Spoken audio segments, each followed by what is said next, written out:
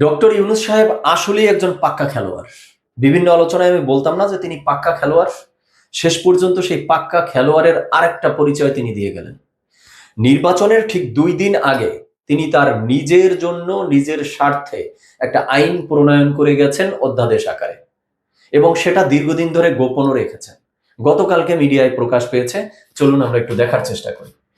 দায়িত্ব ছাড়ার পরেও 1 বছর অতি গুরুত্বপূর্ণ ব্যক্তি, ভেরি ইম্পর্ট্যান্ট পারসন হিসাবে থাকছেন ডক্টর মোহাম্মদ ইউনূস, এবং তিনি রাষ্ট্রের পক্ষ থেকে পাবেন এসএসএফ সুবিধা, স্পেশাল সিকিউরিটি ফোর্স সুবিধা। আচ্ছা, ডক্টর ইউনূস সাহেব এই মানুষটি, ইনি কি রাষ্ট্রের সংস্কারের জন্য এসেছিল, না তার নিজের সংস্কারের জন্য এসেছিল? কোনটা? 1.5 বছরের অন্তর্বর্তীকালীন সময়ে রাষ্ট্রের কি কি সংস্কার করলেন তিনি, আর তার নিজের সংস্কার তিনি কি কি করেছেন? আজকে এই বিষয় নিয়েই কথা বলবো। চলুন ডিরেক্ট হিট দ্য পয়েন্টে। হিট দ্য পয়েন্ট নাম্বার 1-এ আসি যে রাষ্ট্রের কি কি সংস্কার করেছে। শুরুতেই দেখেছি কতগুলো সংস্কার কমিশন গঠন করেছিল, তার সমন্বয়ে একটা জুলাই সনদ প্রণয়ন করেছে, বেশ ভালো। সেই জুলাই সনদকে বাস্তবে রূপ দেওয়ার জন্য একটা গণভোটের আয়োজন করলো।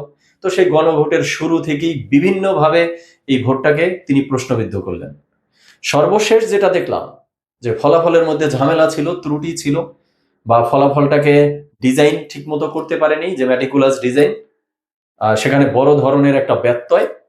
তাই ফাইনালি সেটাকে আবার সংশোধনী আনলো।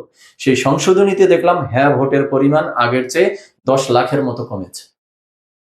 এরপরে আর কি সংস্কার করেছে? পুলিশের ড্রেস পরিবর্তন করেছে। পুলিশের ড্রেস পরিবর্তন করে নাইট গেট দারোয়ানদের ড্রেস ধরিয়ে দিয়েছিল তাদেরকে। এখন পুলিশের পক্ষ থেকে তারা দাবি তুলছে যে এই ড্রেসে তারা সন্তুষ্ট না, তারা আগের ড্রেসে ফিরে যেতে চায়। তো মাঝখান দিয়ে কি হলো? এই ড্রেস পরিবর্তনের নামে এখান থেকে কোটি কোটি টাকা লোপাট করা গেল। আর কি সংস্কার করেছে? পুরো 1.5 বছর ধরে দেশে একটা মব সন্ত্রাস কায়েম করে রেখেছিল।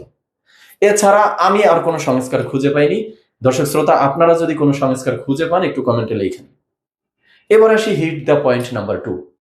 এই যে ইউনূস সাহেব 1.5 বছর সরকারি বাসভবন যমুনায় রইলেন, যমুনা থেকে তিনি বের হলেন, তো যে বিশাল ঝোলা বা ঝুলি নিয়ে তিনি বের হয়েছে, এই ঝুলির মধ্যে তিনি কি কি ঢুকিয়েছেন, কি কি সংস্কার তিনি তার নিজের ফায়দার জন্য করেছেন, এই বিষয়টা আমরা একটু ধারাবাহিকভাবে দেখার চেষ্টা করি। শুরুতে দেখলাম নিজের নামে যতগুলো মামলা ছিল অদৃশ্য হাতে খারিজ করে নিয়েছেন। এরপরে 266 কোটি টাকার যে কর ফাঁকির বিষয় ছিল সেটাকে মওকুফ করে নিয়েছেন। পাশাপাশি তার যে একটা নোবেল প্রাইজ ছিল সেটাকেও তিনি করের আওতাভুক্ত করে নিয়েছে, কর মুক্ত করে নিয়েছে। এরপরে তার প্রতিষ্ঠানকে যাতে আগামী 5 বছরের জন্য কোনো কর দিতে না হয় সেটার একটা অগ্রিম বন্দোবস্ত তিনি করে নিয়েছেন। এগ্রিমেন্ট তিনি করে নিয়েছেন 2029 বা 30 সাল পর্যন্ত তার প্রতিষ্ঠানকে কর দিতে হবে না। এরপরে গ্রামীণ ব্যাংকের সরকারি মালিকানায় ছিল 25% শেয়ার, সেটাকে কমিয়ে তিনি 10% শেয়ারে নিয়ে এসেছেন। এরপরে যদি দেখি তার এই প্রতিষ্ঠানের আরো সাইড বিজনেস করার জন্য তিনি লাইসেন্স নিয়ে নিয়েছেন। যেমন ইউনিভার্সিটি খোলার জন্য অনুমোদন নিয়েছেন, জনশক্তি রপ্তানি বা ম্যান পাওয়ার বিজনেস করার জন্য তিনি অনুমোদন বা লাইসেন্স নিয়ে নিয়েছেন। এরপরে যদি দেখি তার ব্যাংকের ডিজিটাল ওয়ালেটের অনুমোদন তিনি নিয়ে নিয়েছেন। 700 কোটি টাকার সামাজিক নিরাপত্তা তহবিল তিনি হস্তান্তর করেছেন। এরপরে রাষ্ট্রযন্ত্রের সব জায়গায় তিনি তার নিজের লোক বসিয়েছিলেন, আর নিজের লোক বসিয়ে শেষ পর্যন্ত এই সরকার ক্ষমতা ছাড়ার পরে এখন আমরা দেখতেছি যে তার সরকারের হোল বডি হাজার হাজার কোটি টাকার দুর্নীতি করে বসে আছে, যেই অভিযোগগুলো এখন দুদক অফিসে জমা পড়তেছে একের পর এক। সর্বশেষ এসে দেখলাম যে তিনি তার নিজের প্রয়োজনে নিজের স্বার্থে অধ্যাদেশের মধ্য দিয়ে একটা আইন পাশ করিয়ে নিয়েছেন যে তাকে ভিআইপি পার্সনের মর্যাদা দিতে হবে, এসএসএফ সুবিধা দিতে হবে। ওকে, বেশ ভালো, তিনি ভিআইপি পার্সন বা এসএসএফ সুবিধা পেতে পারেন, কারণ এই আইনটা নতুন না। এই ধরনের একটা আইন আগে থেকেই ছিল 2005 অথবা 2006 সালের দিকে। সেখানে উল্লেখ ছিল 4 শ্রেণীর ব্যক্তি: প্রধানমন্ত্রী, রাষ্ট্রপতি, তত্ত্বাবধায়ক সরকারের প্রধান এবং সংসদের যে বিরোধী দলীয় প্রধান। এই 4 শ্রেণীর ব্যক্তি যখন সংসদ ভেঙে যেত বা তত্ত্বাবধায়ক সরকারের হাতে ক্ষমতা দেয়া হতো নির্বাচনের জন্য, তার পরবর্তী 3 মাসের জন্য তারা ভিআইপি পার্সন হিসাবে গণ্য হতো এবং এসএসএফ সুবিধা পেত। তো এখন আমার কথা হলো, আইন তো ছিল, ডক্টর ইউনূসের এসএসএফ সুবিধা লাগবে, ভিআইপি পার্সন হিসাবে তার সম্মাননা লাগবে, তো ওই আইনটাকে সংশোধন করলেই তো তিনি পারতেন। কারণ ওই আইনের ভিতরে অন্তর্বর্তীকালীন সরকার প্রধান এই কথাটা লেখা ছিল না, কারণ তখন পর্যন্ত তো অন্তর্বর্তীকালীন সরকার আসেনি। তো সেখানে তিনি অন্তর্বর্তীকালীন সরকার যুক্ত করে নিতেন, কিন্তু সেটা না করে তিনি একটা আইন পাশ করতে গেলেন কেন? কারণ ওখানে 3 মাসের কথা বলা আছে, কিন্তু ডক্টর ইউনূসের এই ঝুলি তো 3 মাসে ভরবে না, তার লাগবে 1 বছর। তাই আপনি স্যার 1 বছর নিবেন, সেটাও তো ওই আইনটা সংশোধন করে নিতে পারতেন। এক হয়েছে ওখানে আপনার পদবিটা যুক্ত করে দিতেন অন্তর্বর্তীকালীন সরকারের প্রধান, পাশাপাশি 3 মাসের জায়গায় 1 বছর করে নিতেন। তাহলে হতো কি, একটা ইকুয়াল সিচুয়েশন আসতো, ইকুয়াল মর্যাদা, সমমর্যাদা আসতো, যে সবাই 1 বছর করে পাচ্ছে। কিন্তু আপনি 1 বছর করে নিচ্ছেন।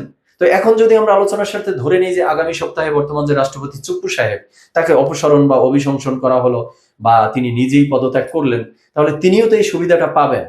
তো তাকে দিচ্ছেন 3 মাস, আর আপনি নিচ্ছেন 1 বছর। মানে আপনার ঝোলা অল্পতে ভরবে না, আপনার ঝোলার মধ্যে বেশি বেশি করে ঢুকাইতে হইব, তাই তো?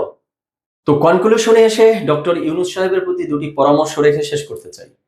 একটা পরামর্শ হলো, ডক্টর ইউনূস সাহেব, আপনি আইন প্রণয়ন করে মাত্র 1 বছরের সুবিধা নিলেন, এটা কিছু হইল? আপনার যে ঝোলা, মানে আপনার যে গোডাউন, ওই গোডাউন আপনি 1 বছরের সুবিধা দিয়ে ভরতে পারবেন না। আপনার আরো বেশি সময় নেওয়া উচিত ছিল। আর এই দেশের জনগণ তো আপনাকে সময় দিতে রাজি, আপনি নিলেন না কেন? আপনি না দেশের বাইরে গিয়ে বলে এসেছিলেন যে এই দেশের জনগণ আপনাকে 50 বছরের জন্য রাষ্ট্র ক্ষমতায় রাখতে চায়, আর নিলেন মাত্র 1 বছরের সুবিধা, এটা হইল কিছু? আর দ্বিতীয় পরামর্শটা হলো, বিএনপির পক্ষ থেকে যে ফ্যামিলি কার্ড দিতেছে ডক্টর ইউনূস সাহেব, আপনি জানেন? যদি জেনে থাকেন, ডজন খানেক ফ্যামিলি কার্ড নিয়ে রাখেন। আরে স্যার, না বললেন না, আপনার লাগবে। আপনার লাগবে না এমন কিছু জিনিস থাকতে পারে না। আপনি যে গোডাউন খুইলা বসছেন, আপনার গোডাউনে সবকিছুই যায়, সবকিছুই লাগবে। অতি সত্বর ওই তারেক রহমানের সাথে যোগাযোগ করে আপনার ফ্যামিলির জন্য ডজন খানেক ফ্যামিলি কার্ড করে রাখেন, ভবিষ্যতে কাজে দিবে। তো দর্শক শ্রোতা, আজকে এই পর্যন্তই। আপনারা আপনাদের মতামত জানাবেন। সবাই ভালো থাকবেন, সুস্থ থাকবেন। ধন্যবাদ সবাইকে।